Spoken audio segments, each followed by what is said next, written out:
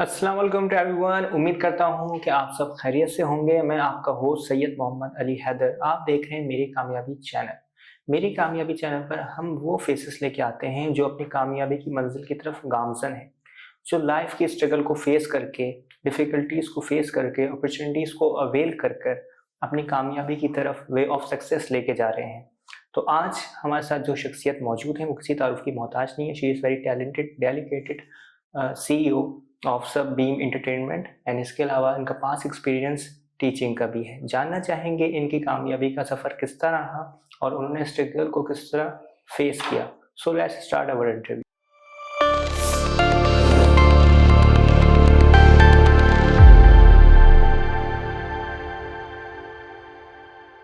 अस्सलाम वालेकुम मैडम। वालेकुम अस्सलाम। Welcome to our show.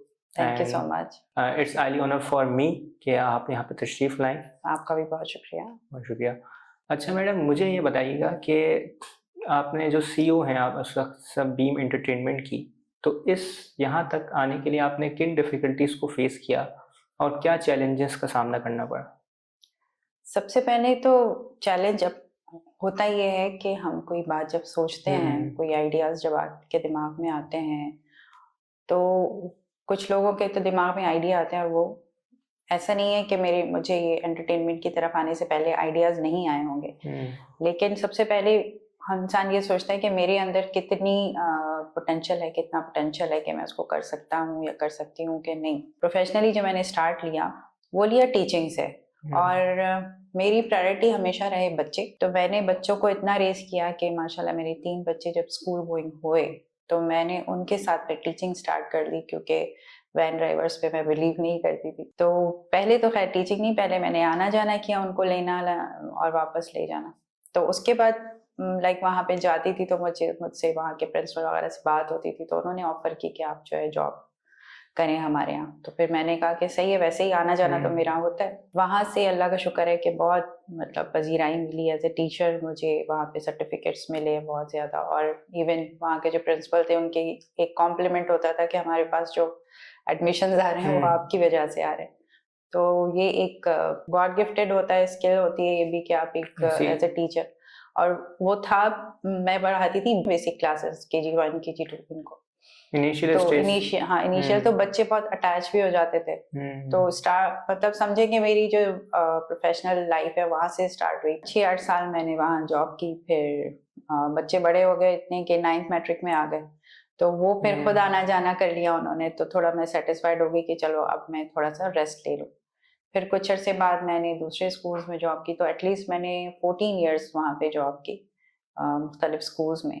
तो लास्ट मैंने अभी जब स्कूल में जॉब की तो मुझे बहुत डिफरेंस लगा, बहुत डिफरेंस महसूस हुआ पहले के बच्चों में और आज के बच्चों में।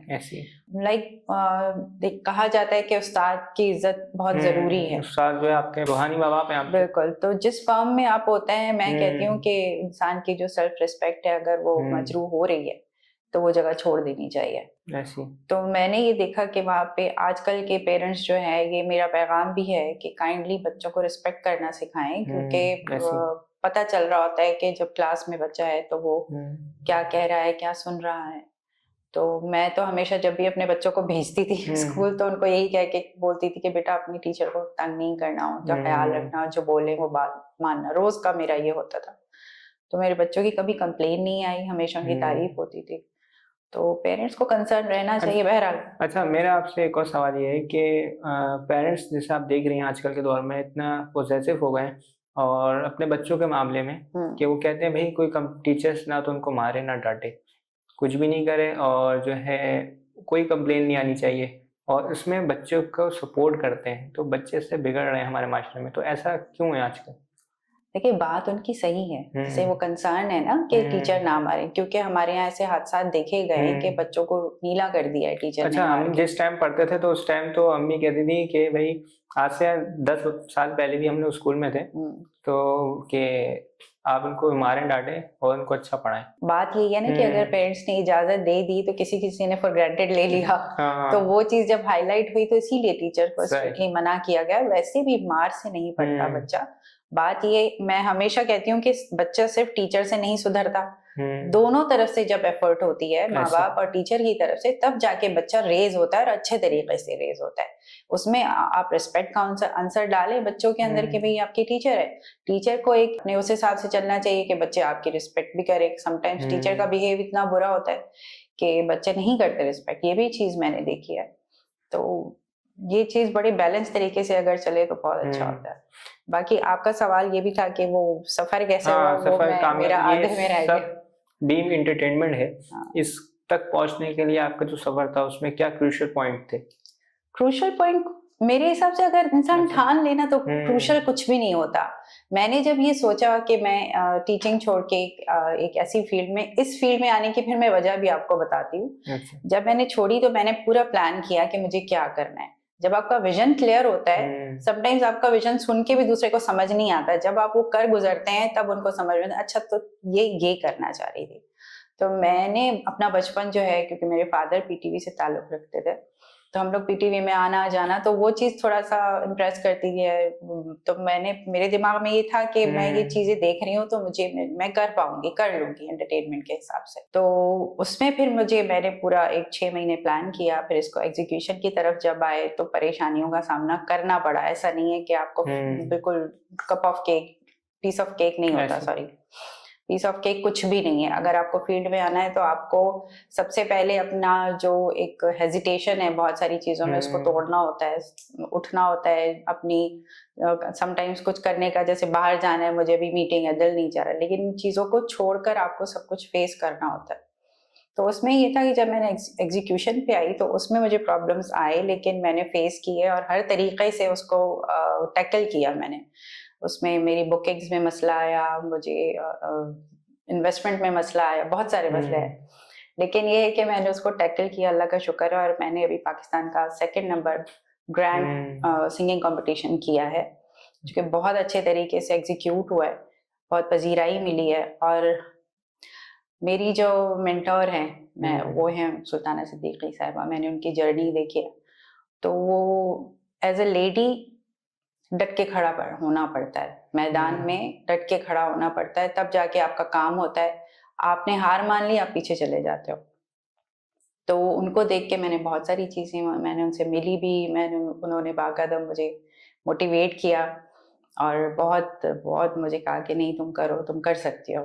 तो वो भी, उस चीज ने भी मुझे ये काम करने में बहुत। अच्छा, मेरा एक सवाल आपसे और है कि जब हम कोई चीज़ के जानिब सोचते हैं कि हमने ये चीज़ अवेल करनी है, हासिल करनी है, अपना कोई गोल अचीव करना है, तो उस दौरान हमारे बीच कुछ ऐसे लोग भी होते हैं जो हमें कमेंट्स करते हैं या हमें मशवरे देते हैं कि भाई ये तो नहीं हो सकता, फजूल है ये काम, क्या कुछ कर और, रही हो, हाँ क्या कर रही क्यों हो, कर रहे हो, क्यों कर रहे हो। तो उनको कैसे आपने फेस किया? मेरे ख्याल से उनकी नहीं सुननी चाहिए, क्योंकि हर बच्चा, जब मैं ये कहती हूँ जब बच्चा चलता है, अगर हम उसको उसी वक्त रोक दें कि तुम कैसे चलोगे, तो वो वहीं रुक जाएगा, ठीक है, लेकिन वो अपनी करता है, ठीक, वो अपनी करता है और चलना सीख जाता है ना, यही है ना। तो ऐसे ही हर फील्ड में भी ऐसा है, अगर आपको लगता है कि आप कर सकते हो, अव्वल तो अपने आप को डिमोटिवेट करो नहीं, क्योंकि मोटिवेशन आपके सबसे पहले अंदर होती है। अगर हमने खुद को ही डिमोटिवेट कर लिया तो दूसरे का जुमला तो हमें क्लिक कर जाएगा फौरन, और हम अगर यहाँ खड़े हैं वो और यहाँ नीचे आ जाएंगे। तो बेहतर यही है कि बंदा जो ठाने उसको करे, और अगर नहीं कर सकता तो वो भी कोई टेंशन की बात नहीं है, आप छोड़ दो इस चीज को ना। समटाइम्स ऐसा होता है हमारे बस में कुछ चीजें नहीं होती, तो उसमें डिमोटिवेशन की बात नहीं है। हर इंसान हर काम के लिए पैदा नहीं हुआ, एक काम अगर नहीं हो रहा छोड़ दो उसको, कोई और चीज ले लो, तो इसमें कोई हर्डल्स नहीं। बाकी ये कि दूसरे की बातों को कानों पे नहीं लगाओ, बल्कि उनको, मुझे लगता है कि इंसान की कामयाबी आगे बढ़ने में ना यही लोग आपके सबसे ज्यादा सीढ़ी बनते हैं, कि आपको पुक करते हैं कि तुम तो नहीं कर पाओगे, ठान ले तो कि भाई मैंने तो करके दिखाना। हाँ, exactly, ऐसी है। अच्छा, जब आप सोच रही थी सब बीम एंटरटेनमेंट की जानिब कि मैंने ये बनाना है चैनल, तो उसके अलावा आपके पास कोई बी प्लान था कि अगर ये नहीं हुआ तो फिर मैं ये करूँगी? बी प्लान नहीं था, मैंने सोचा ही नहीं था। नहीं, मैंने सोचा, क्योंकि मैं अब फिर मैं आपको बताऊं कि इसकी जर्नी क्या है। वो ये है कि मैं एक सर्टेन टाइम तक अपनी पढ़ाई की, ठीक है, पढ़ाई करने के बाद मैंने मैट्रिक किया। मैट्रिक के बाद जो है कुछ ऐसी सिचुएशन हो गई कि शादी हो गई। शादी के बाद भी मैंने 3 बच्चों तक तो उनको रेज किया, पढ़ाया लिखाया कर दिया। फिर मुझे ख्याल आया कि मैं खुद पढ़ूं, तो मैंने जॉब के साथ साथ फिर अपनी पढ़ाई भी की। पढ़ाई में मेरा लकीली जो अभी 2022 में मैंने मास्टर्स किया है, उसमें मास कम्युनिकेशन मीडिया साइंसेस में, तो उसमें हमने यही चीजें पढ़ ली कि फिल्म मेकिंग, स्क्रिप्ट राइटिंग, ये सब कुछ पढ़ा। तो मैंने कहा जब मैंने पढ़ा है तो फिर इसको अवेल भी किया जाए। बहुत सारे हमारे पास जो स्टूडेंट्स थे, हमारे जो मेरे बैचमेट थे, वो न्यूज में चले गए, कोई कहाँ चला गया, तो मैंने कहा चलो मैं एंटरटेनमेंट की तरफ आती हूँ, तो ये भी वजह थी। अच्छा, हमारे मास्टर में देखा जाता है बहुत सी लड़कियां ऐसी हैं जिनकी अर्ली एजेस में शादी हो जाती है और फिर उसका स्टडी कंटिन्यू नहीं कर पाती। वो 100 उनके पास मतलब पॉइंट्स होते हैं कि भाई अभी हम बच्चों में लग गए और 100 काम है। तो आप क्या मैसेज देना चाहेंगे उनको कि किस तरह वो अपनी स्टडी को कंटिन्यू करें और आगे बढ़ें, जिस तरह कि आपने अपनी स्टडी कंटिन्यू की आफ्टर मैरिज? सबसे पहली बात ये है कि देखिए, हमारा माँ का काम होता है ना बच्चों को रेज करना, लेकिन माँ का काम ये नहीं होता कि खुद को खत्म करो। ठीक है, जिंदगी की खूबसूरती इसमें है कि आप लाइफ को बैलेंस चलाओ। ठीक है, आप बच्चों को भी क्वालिटी टाइम दो, उनको भी रेस करो और अपने आप को नहीं छोड़ो। ठीक है, आप जो करना चाहते हैं जिंदगी में, जरूरी नहीं है कि आप अभी के अभी करो, उसको प्लान करो आहिस्ता आहिस्ता आहिस्ता आहिस्ता। फिर जब आपका इस तरफ से बच्चों की तरफ से एक बैलेंस हो जाए कि हाँ आप ये ऐसे हैं कि ये खुद कर सकते हैं, थोड़ा सा आप मैं अपने आप को, तो कर सकता है बंदा। तो मुझे नहीं लगता कि जो औरतें ये सोचती हैं कि हम तो बस शादी हो गई और कुछ नहीं कर सकते, वो उन बेचारियों को भी डीमोटिवेट किया जाता है कि अब तो तुम्हारी शादी हो गई है तो क्या जरूरत है। वो कहते हैं जिस लड़की के नंबर अच्छे नहीं आ रहे तो कोई मसला नहीं, शादी करा दो। हाँ एग्जैक्टली, नहीं ये इस तरह की सोच है। पर मतलब मैं कहती हूँ इंसान को ब्रोक कर देती हैं ये चीजें अंदर से। चाहे कुछ लड़कियां हैं जो बोल भी सकती हैं, कुछ नहीं बोलती हैं इन चीज को और अंदर ही अंदर उस बात को महसूस करती हैं। तो हर इंसान मेरे लिहाज से जो है वो इज्जत और मोहब्बत के काबिल है, और डीमोटिवेशन या किसी को डिस्करेज करना मेरे हिसाब से उसको मारने के बराबर है। ऐसी। अच्छा, एज अ फीमेल एंटरप्रेन्योर आप क्या समझती हैं कि फीमेल को सोसाइटी में क्या मुश्किलात थी जब आपने काम स्टार्ट किया, या जो भी आप डीलिंग करती हैं अपने काम के हवाले से, तो उसमें एज अ फीमेल क्या डिफिकल्टीज का सामना हुआ आपको? सबसे पहली बात ये है कि जो जब किसी भी फीमेल का किसी मेल के साथ बिजनेस पॉइंट ऑफ व्यू से इंटरेक्ट होता है, उसको बेवकूफ समझते हैं, जबकि ऐसा होता नहीं है। तो उनका जेस्चर ये बता रहा होता है कि यू आर नथिंग, लेकिन इस सिचुएशन में आपको अपना आप बहुत ज्यादा संभालना होता है, उसमें आपको शेरनी बनना होता है, क्योंकि अगला बंदा इस क्या कहते हैं, शिकारी नहीं होते वो, इसमें होते हैं कि इसको किसी तरह से मैं यहाँ से हटा दूं। और बहुत सारे मर्दों को मैंने ऐसे देखा कि वो कॉम्प्लेक्स का शिकार होते हैं कि एक औरत जो है वो ऐसे कैसे मूव हो रही है, ऐसे कैसे लोगों से बात कर रही है।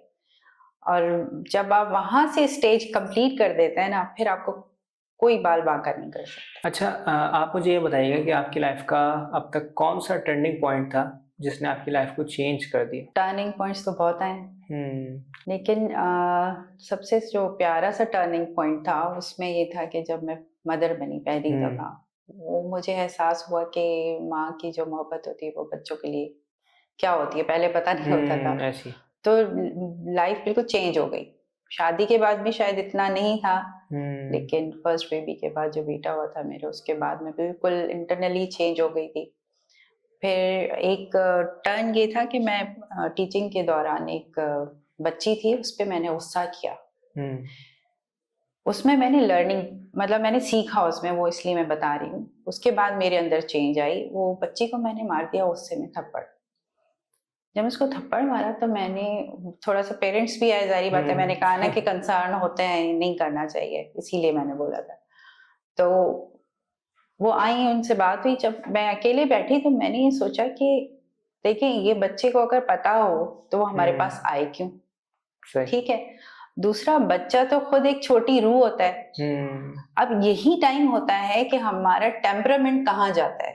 ठीक है, उस दिन से मैंने अपने आप पे काम करना शुरू किया और अपने टेम्परामेंट को कंट्रोल करना शुरू किया कि आपको किस इंसान से किस तरह बात करनी है। तो उसके बाद से मेरी टीचिंग भी बहुत ज्यादा अच्छी हो गई और रिजल्ट्स भी, और फिर बच्चों की जो मेरे साथ अटैचमेंट थी, मैंने उसमें फर्क महसूस किया और आज तक मैं उस पर कायम हूँ कि मैं भी बच्चों के पास जब क्लास में जाती हूँ तो मैं उनको यही कहती हूँ कि बेटा मैं डांटने वाली टीचर नहीं हूँ। ऐसे सो वो क्लोज भी हो जाते हैं। एक सवाल अभी मेरे ध्यान में और आया है, जैसे आजकल पेरेंट्स का कंसर्न ये है कि हमारे बच्चे हमारी बात नहीं मान रहे, तो क्या समझते हैं बच्चे क्यों इस तरह थोड़े बहुत नाफरमान हो रहे हैं? It's natural, natural. ये नेचुरल है, लेकिन हमारा ड्रॉबैक ये है कि जो हमारे पेरेंट्स हैं ना, उन्हीं में अपने आप में ही एक पेज पे नहीं होते ना, ठीक है। होता ये कि फादर एक बात बोल रहा होता है, मदर एक बात बोल, तो मेरे हिसाब से दोनों को वन पेज पे होना चाहिए। और अगर आपका बच्चा कहीं से कुछ नाफरमानी या कुछ कर रहा है तो उसको इतना टेंशन लेने की जरूरत नहीं होती है, उसको आप स्पेस दे दें। फिर उसकी टैकल करने के मुख्तलिफ तरीके होते हैं ना। अगर, और मैं ये नहीं कहती हम कोई खुदा नहीं है बच्चों के, हम उनके माँ बाप हैं, हम उनके साथ दोस्ती करेंगे, हम उनके साथ बैठेंगे, बात करेंगे, तो वो मुझे नहीं लगता कि वो आपको नहीं समझेगा। और एक सर्टेन एज होती है जिसमें बच्चा तंग करता है और उसके बाद वो आहिस्ता आहिस्ता आपको समझना शुरू कर देता है।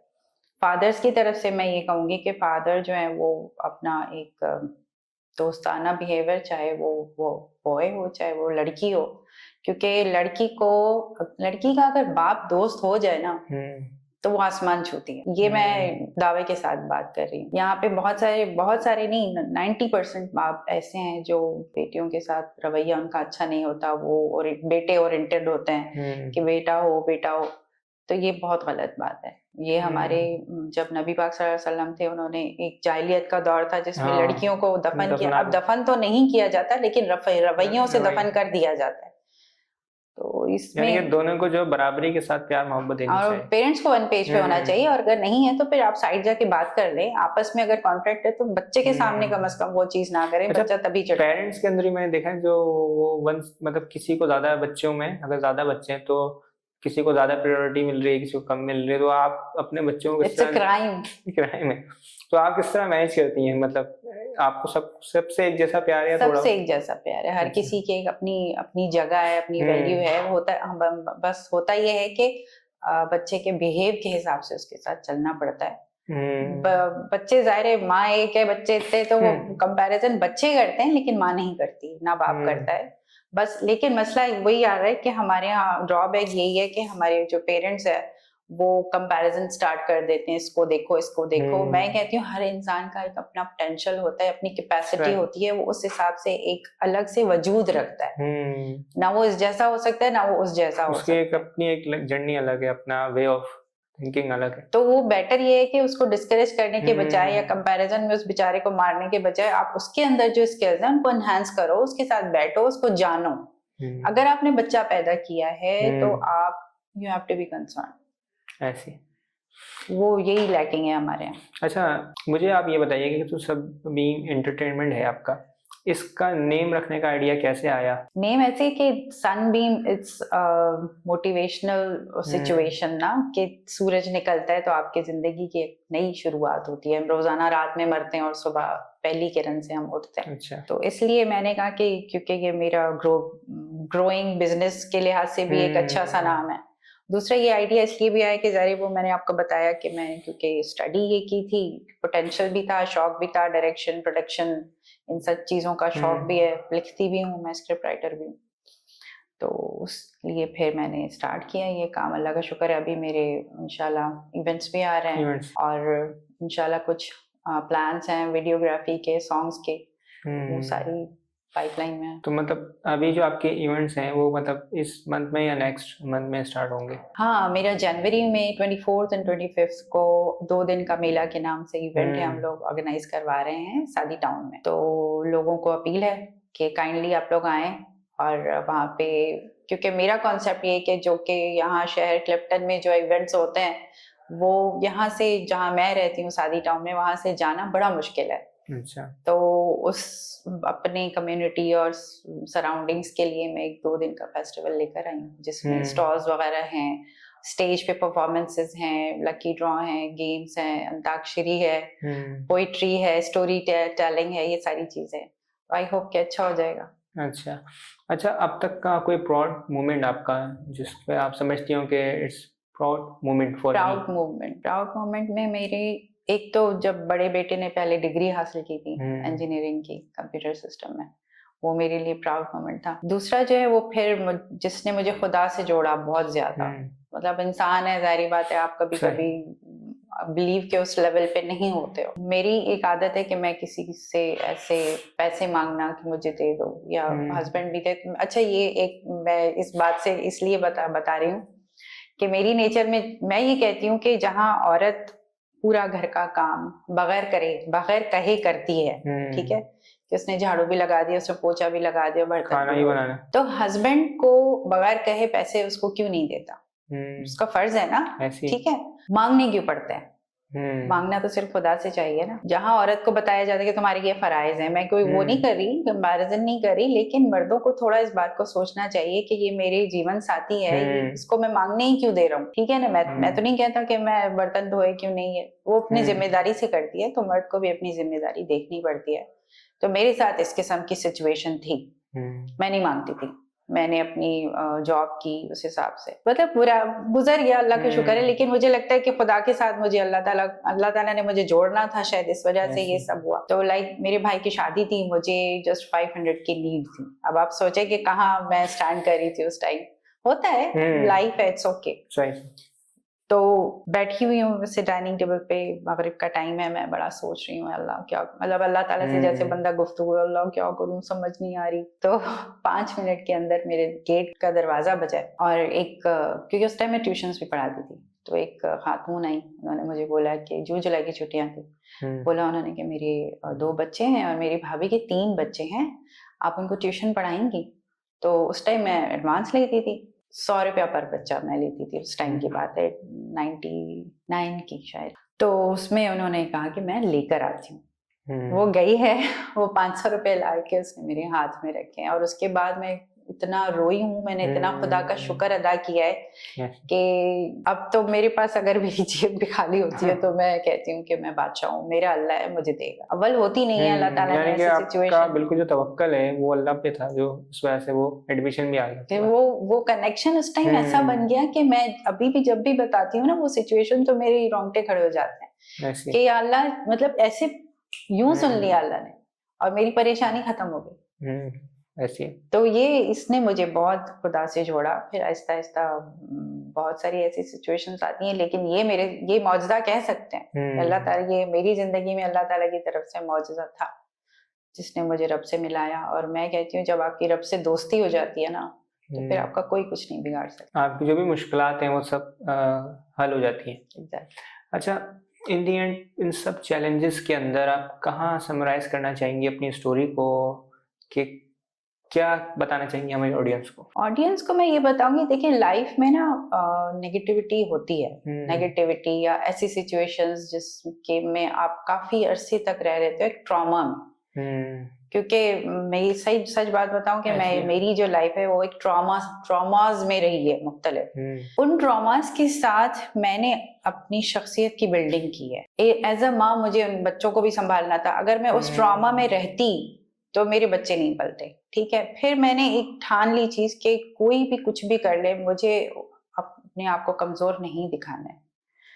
तो इस वजह से शायद मुझे लगता है, क्योंकि मेरी जिस तरह से लाइफ गुजरी है, अगर मैं खुद को छोड़ देती तो मैं इस टाइम नजर ही नहीं आती।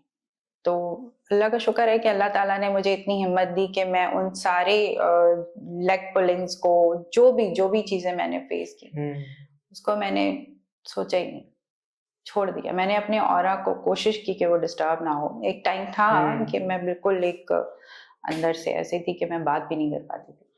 अच्छा, आपकी अब तक की जितनी भी सक्सेस है, कोई ना कोई तो सपोर्टिव पॉइंट होगा या कोई करेक्टर होगा आपकी लाइफ में, तो आप किसको डेडिकेट करना चाहेंगे वो सपोर्टिव मेरे बच्चों के फादर हैं, ठीक है। उन्होंने कुछ भी हो जाए हर लिहाज से मुझे मोरली सपोर्ट किया है। एक मर्द होता है, वो बीवी से बार बार तुम कहाँ जा रही हो, तुम क्यों जा रही हो, तुम किस लिए जा रही हो, तुम यहाँ नहीं जाओ, तुम वहां नहीं जाओ, और ठीक है उसका फर्ज है उसको ये एक, क्योंकि औरत अल्लाह ताला ने एक ताबे रखी है, इसमें कोई वो नहीं है, दोराहा नहीं है।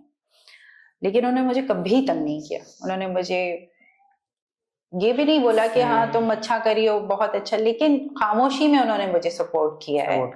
मेरे जब पेपर्स होते थे तो लेके जाना, ले आना, और इस तरह से फिर कुछ ये ना होता तो शायद मैं यहाँ होती। नहीं, कुछ का जहन ये होता है ना भाई कि आप क्या करेंगी पढ़ के, हम हैं तो कमा रहे हैं, खिला रहे नहीं हैं। नहीं, कभी भी मतलब आजकल मैं देखता हूँ कुछ 50% 60% नहीं ऐसे हैं जो कहते हैं भाई क्या करना है तुमने पढ़ के। नहीं नहीं नहीं, वो हम्म। कहना ही नहीं चाहिए ना। अगर एक हाँ। देखिए शख्सियत के हिसाब से एक औरत भी इंसान ही है, मर्द भी हम्म। इंसान है, दोनों की ख्वाहिशात हैं। हर हम्म। मामले में मैं कहती हूँ अल्लाह ताला ने उनको 50-50 रखा है। ऐसा नहीं है कि औरत की 40 और मर्द की 60% ख्वाहिशात हैं या उसकी, कुछ भी नहीं है, दोनों बराबर है। इंसान मतलब इंसान ही बराबर है ना। ऐसी। तो बच्चों के फादर ने मुझे बहुत मोटिवेट किया। क्या उनका जेस्चर, उनका बिहेवियर, कभी उन्होंने मुझ पे कोई शक वगैरह कुछ भी नहीं। तो फिर जब एक चीज आप देखते हैं कि आप पे ट्रस्ट है, तो फिर हम भी आगे से फिर ट्रस्ट तोड़ने की आप सोच भी नहीं सकते कि आपके विजन को जान के अगर आपको आजाद छोड़ दिया गया है तो फिर उसका नाजायज फायदा नहीं उठा। बिल्कुल ऐसी है। अच्छा, सनबीम एंटरटेनमेंट को आप नेक्स्ट 5 ईयर में क्या देखना चाहती हैं, मतलब और क्या चीजें अचीव करनी है अभी आपने? मैंने आपको बताया था मेरी मेंटर जो है वो सुल्ताना सिद्दीकी हैं, तो मैं उनसे मुकाबला तो खैर बिल्कुल भी नहीं अच्छा। कर सकती, लेकिन सोचा यही है कि अगले 5 साल तक कुछ ना कुछ इसके रूट्स, या इसके क्या कहना चाहिए, रूट्स तो खैर मजबूत इंशाल्लाह हो जाएंगी, लेकिन जैसे सनबीम चैनलाइज पूरा इंशाल्लाह हो जाएगा, उम्मीद तो यही है। फिर उसके जिस तरह से हम टीवी ड्रामा, हम टीवी न्यूज, इसी तरह से ही मैंने सोचा है कि इसको आगे लेके चलूंगी इंशाल्लाह। अच्छा, इन दी एंड आप कोई मैसेज देना चाहेंगी हमारी ऑडियंस को वुमेन एम्पावरमेंट के हवाले से, खवातीन को किस तरह माशरे में कामयाबी करनी है सॉरी, और मतलब क्या चीज़ें अवेल करनी उन्हें और मजीद? वुमेन एम्पावरमेंट में सबसे पहले मैं आप जो औरतों को मैसेज दूंगी ना, वो ये सोचना छोड़ दें कि मर्द जो है या आपका स्पाउस जो है वो आपका दुश्मन है। जो एक औरत का, जनरल बात कर रही हूँ, जरूरी नहीं है कि हर औरत का ये हो। दूसरा ये कि हमारे यहाँ मसला ये कि बहुत सारी औरतें जो है ना वो अपने स्पाउसेस को रिस्पेक्ट नहीं करती। ठीक है, जब वुमेन एम्पावरमेंट के लिहाज से ही बात कर रही हूँ, जब आप अपने मर्द को इज्जत देंगी ना, आप आधे से ज्यादा पावरफुल हो जाएंगी। ठीक है, दूसरी जब आती है बिजनेस के हिसाब से एम्पावर, तो वो बहुत जरूरी है क्योंकि हालात हमें नहीं पता कि कहाँ ले जाएंगे। ठीक है ना, तो एम्पावरमेंट का मतलब ये है कि आप घर बैठे भी एम्पावर हो सकते हैं। घर में आप, अब तो खैर इतना इजी हो गया है कि आप इंस्टाग्राम को यूज करें, लेकिन स्किल्स बहुत जरूरी है औरत के लिए। अब मुझे नहीं समझ आता कि बहुत सारी कॉन्सेप्ट ये हो गया कि हम दर्जी से कपड़े सिलवाते हैं। मैं जब छोटी थी तो हमारे यहाँ तो अम्मा सिलाई, चलो ये सीखो ये सीखो ये सीखो। लड़कियों को ना सीखना चाहिए, बाद में भले आप दर्जी से सिलवाओ, लेकिन आपके अंदर हुनर होना चाहिए। ये भी एम्पावरमेंट के लिए बहुत जरूरी है। समटाइम्स आपके हालात ऐसे हैं कि आप बाहर भी नहीं निकल सकते, तो कम से कम घर में बैठे आप उसको यूज कर सकते हैं अपनी स्किल्स को। तो औरतों के लिए तो मैं हमेशा बहुत सोचती हूँ। हाँ, मेन चीज एक जो मैं कहना चाह रही थी वो ये है कि अभी मैं एक इवेंट में गई थी, तो एक दो लड़कियां मुझसे ऐसे मिली जो कि डिवोर्स्ड थी, और वो उनके अंदर स्किल्स नहीं थी कोई भी, और वो इतनी मतलब परेशान और मुंह उतरा हुआ इनका, तो मुझे उनका देख के बहुत तकलीफ हो रही थी कि वो अपने आप को मनवाने के लिए, काम लेने के लिए वो यहाँ तक आ रही हैं, और वो किस तरह से तैयार होके आ रही हैं। और जब उससे मैंने 2-4 सवाल किए तो लड़की की आंखों में आंसू आ गए। तो मैं ये चाहती हूँ कि हमारे यहाँ कोई ऐसा सेक्टर, ऐसी जगह बने जहाँ पे लड़कियां इस तरह इवेंट्स में जाकर काम की तलाश में कोई मिल जाए, कोई ऐसा हो जाए, वो ना करें, बल्कि उनको एक ऐसा सेक्टर हो, प्लेटफॉर्म हो जहाँ पे उनके लिए काम ही काम हो। काम नहीं है तो थोड़ा सा उनको सिखा के उसमें उस काम में लगा दें। कहाँ कहाँ रुलती फिर रही होती है, मतलब क्योंकि उनको पता ही नहीं हमें करना है क्या है। तो बेहतर ये कि हमारे पास एक ऐसी जगह होनी चाहिए, ऐसी क्या कहना चाहिए, ऑर्गेनाइजेशन होनी चाहिए जिसमें इन औरतों को बाकायदा फॉर्म फिल करवा के, इनकी कैपेबिलिटी देखकर उनको काम सिखा के उनको उन एरियाज में फिट कर दिया जाए, क्योंकि बहुत बहुत प्रॉब्लम में है औरतें, बहुत सारी। और आजकल देख रहे हैं आप तलाकों का रेशो भी बहुत ज्यादा हाई हो चुका है। तो इसीलिए कह रही हूँ कि औरत को एम्पावर होना जरूरी है, बजाय इस तरह मारे फिरने से।